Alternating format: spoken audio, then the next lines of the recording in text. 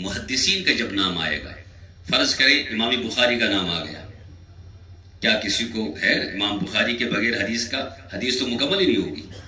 امام مسلم ان کے بغیر تو حدیث مکمل ہی نہیں ہوگی. امام ابو داؤد، امام ترمذی جو امام بخاری کے شاگرد ہیں، اسی طرح باقی محدثین، اور اس کے علاوہ جو بڑے بڑے اولیاء اور بزرگ اور علم کلام کے ماہرین، امام غزالی، امام رازی، اس طرح کے بڑے بڑے لوگ، علامہ ابن تیمیہ، علامہ ابن قیم، جب ان کا نام آئے گا نا کسی مجلس میں، وہ مجلس اس وقت تک مکمل ہوگی ہی نہیں جب تک کہ علامہ انور شاہ کشمیری کا نام نہ آ جائے. ایسا کیسے ہو سکتا ہے؟ چونکہ دنیا کو تسلیم ہے یہ کہ ہندوستان میں، بر صغیر میں ایک شخص ایسا پیدا ہوا جس نے حدیث کے پڑھانے کا طرز بھی الگ کر دیا. اکیلے علامہ انور شاہ کشمیری.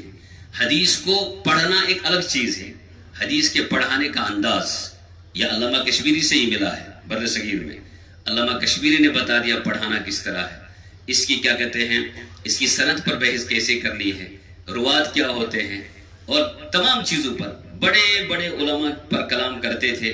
پھر اس کے بعد کہتے تھے بھائی مجھ سے زیادتی بھی ہو جاتی ہے، میں اللہ سے معافی مانگتا ہوں، لیکن وہ کہتے تھے مجھے یہ کرنا پڑتا ہے.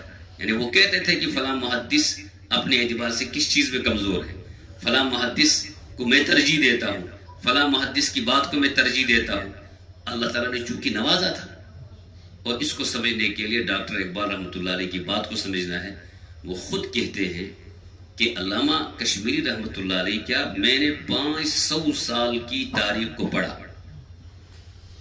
اب میں محدثین کو وہاں تلاش کیا، میں نے وہاں کیا کہتے ہیں مورخین کو پڑھا، میں نے مفسرین کو پڑھا، میں نے خاص کر محدثین کو جب پڑھا، لیکن علامہ کشمیری جیسا شخص مجھے کہیں نظر نہیں آیا. یہ ولی کہاں کے تھے؟ کیا آپ اور ہم پڑھتے ہیں اس کو؟ علامہ کشمیری پر اتنا لکھا گیا ہے، اتنا لکھا گیا ہے. جب ہم ولیوں کو نہیں پڑھیں گے، اولیاء کو نہیں پڑھیں گے، نتیجہ یہ آئے گا کہ حد اعتدال سے نکل جائیں گے.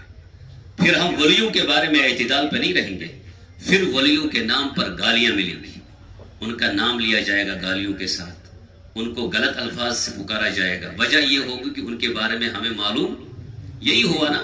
یہودیوں کو کیا ہوا، نصاروں کو کیا ہوا، یہی تو ہوا. انہوں نے تورات کو نہیں پڑھا، پیغمبر کو نہیں پڑھا، انہوں نے انجیل کو نہیں پڑھا، پیغمبر کو نہیں سمجھا، تو یہاں تک کہ وہ اپنے اصلیت سے نکل گئے اور اصل چیز پہ قائم ہی نہیں رہے. وہ علامہ کشمیری رحمۃ اللہ علیہ کے بارے میں یہ ہے، ان کی عمر 59 سال. کتنے سال؟ 59 سال. 59 سال کی عمر ہمارے کشمیر میں کوئی زیادہ سائنما زیادہ ہے سائنشن، چونکہ اجتماع تجیب ورتی شمولی لپٹی، لیکن ایسا ہے نہیں. بارہ موت کا کوئی وقت بزرگوں نہیں ہوتا ہے، اپنے لمحات ضائع نہیں کرنے ہوتے ہیں. یہ کہہ کر کہ من کیا وش میں تجھ کا یور خدا اس منا من تلزنے میں کہ ایسا ہو سکتا ہے؟ ایسا کیسے ہو سکتا ہے؟ اللہ جب چاہے آپ کو اٹھا لیں گے، جب چاہے رکھیں گے، اور جو ہوگا نا پیچھے سے تائی، اس میں اتنی سی بھی تاخیر نہیں ہوگی. اذا جاء اجلهم، جب آئے گی موت وقت مقرر پر، لا يستأخرون ساعة ولا يستقدمون، ایک ذرہ بھی آگے اور پیچھے نہیں ہوگا، ذرہ بھی. ہم مولوی صاحب سے دعا کرتے ہیں یا اللہ دعا کیسی عمری گش کیا کسے، جو دعا کرانے والا ہوتا ہے امام صاحب سے کہ عمری گش برکت گسن افکر تو دعا تمس کیا آسان نہیں، تمس زور دو گسن ہرن تیجنا آسان زینس میں. ایسے کیسے ہو سکتا ہے کہ آپ کے 5 مہینے بڑھیں گے، 10 سال بڑھ جائیں گے آپ کو؟ ایسے کیسے ہو سکتا ہے؟ جتنی عمر لکھی ہوگی اللہ کی طرف سے اس میں برکت ہو سکتی ہے، اس میں کام بہت زیادہ آپ کر سکتے ہیں، اس میں رزق حلال بہت زیادہ آپ جمع کر سکتے ہیں. دن میں بڑھنے والا 1 سیکنڈ میں نہیں بڑھے گا، دن کی تو بات ہی نہیں ہے. اذا جاء اجلهم لا يستأخرون ساعة ولا يستقدمون. اور سب سے بہترین برکت یہ ہے کہ آپ علمی کوئی کام کریں، اپنے کشمیر کے اولیاء کو پڑھیں. شاہ علامہ کشمیر رحمۃ اللہ علیہ کے بارے میں عرض کر رہا تھا کہ 59 سال. ایک دفعہ انہوں نے فرمایا، روتے روتے فرمایا دور حدیث میں، جب رونے لگے تو طلباء نے کہا کہ خیرت ہے؟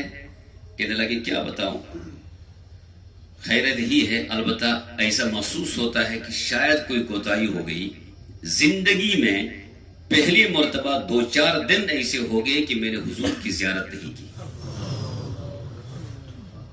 یہ تو وہ بات کر رہا ہوں جو میں نے براہ راست سنی ہے ان کے بیٹے سے. یہ ایسی کوئی نہیں کہیں میں نے پڑھ لیا بتا دیا آپ کو. براہ راست چونکہ ہم ان کے فرزند سے بخاری شریف پڑھ چکے، ہم ان کے شاگرد ہیں. علامہ انور شاہ کشمیری کے بیٹے مولانا انظر شاہ صاحب، تو ان کا اس طرح کہ 2-4 دن ایسے گزرے کہ میں نے حضور کی زیارت. آپ کو کیا لگ رہا ہے کہ جو پوری زندگی ہر دن حضور کی زیارت کرتا ہو خوابوں میں، آپ کو اس کی ولایت کے بارے میں کوئی شک ہو سکتا ہے؟ تصور میں بھی لانا ایک عجیب بات ہے. ایک دفعہ پھر فرمایا کہ ایک دفعہ رونے لگے تو طلبہ نے پوچھا آج کیوں رو رہے ہیں آپ؟ فرمایا آج اس لیے رو رہا ہوں، زندگی میں پہلی مرتبہ غیر محرم عورت پر نگاہ پڑی، اور میں اس کو یہ سمجھتا ہوں کہ شاید مجھ سے جرم ہو گیا جو اللہ نے مجھے سزا دی ہے کہ میری نگاہ کس پر پڑی ہے. اچانک میں اندر گیا ہوں، غیر محرم عورت تھی. اور آپ کا میرا حال کیا ہے؟ کیا یہ 2 اوصاف آپ میں مجھ میں ہیں؟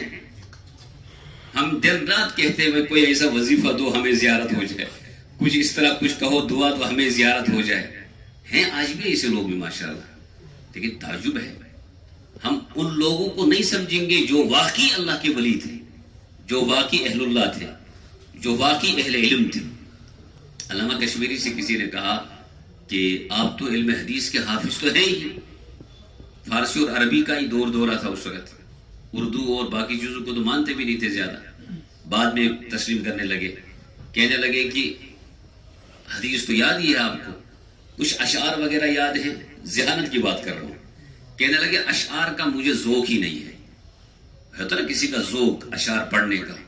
پھر کہنے لگے کہ میں فارسی کو اتنی کتابیں میں نے فارسی میں پڑھی ہیں، عربی میں پڑھی ہیں، کہ کتابیں پڑھتے پڑھتے جو اشعار بیچ میں مصنف نے لائے ہیں جو مجھے یاد رکھنے کے ذہن نہیں تھا، وہ بھی اتنی کتابوں میں آ گئے ہیں کہ میرے ذہن میں 50,000 اشعار یاد ہیں. مجھے ذہن میں 50,000 اشعار جو خود ہی یاد رہے.